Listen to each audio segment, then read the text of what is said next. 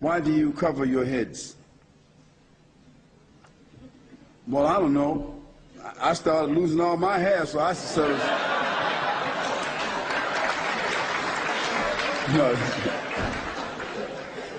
No, Muslims cover their heads, Muslim men cover their heads out of tradition and out of respect. Not all Muslim men cover their heads, obviously, but those that do, they do so because at times, the Prophet, peace and blessings be upon him, he liked to do that. For me, I like to distinguish myself as a Muslim. And whether I'm wearing a suit and tie, which I do sometimes, or whether I'm wearing a gown like I'm wearing today, I like to cover my head because not many people cover their heads. Not many Muslims, not many men, period, cover their heads with a brimless cap. So if I'm in an airport, I'm always designated. You know what that means, right? I always ask the people in the lounge when they say, Mr. Yasin, you've been randomly selected. I say, I know, I'm designated, right? And I turn around to the other people in the lounge and I say to them, is there something distinct about me that I should always be designated? And what do you think they do? They say, yes.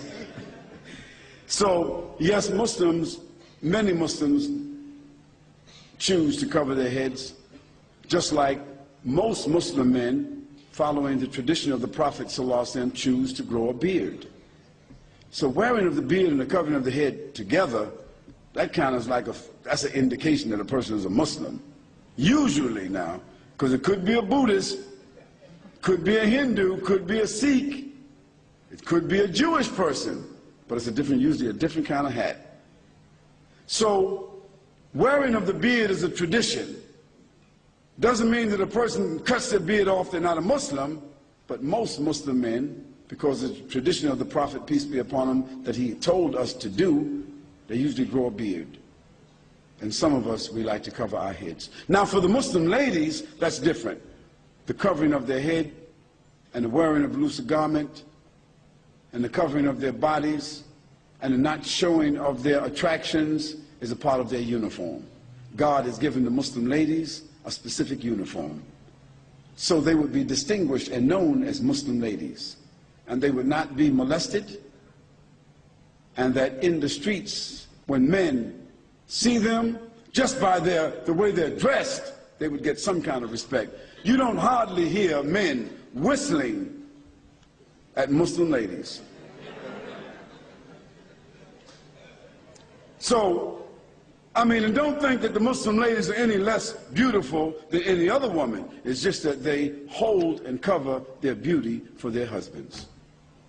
It's like pearls and diamonds.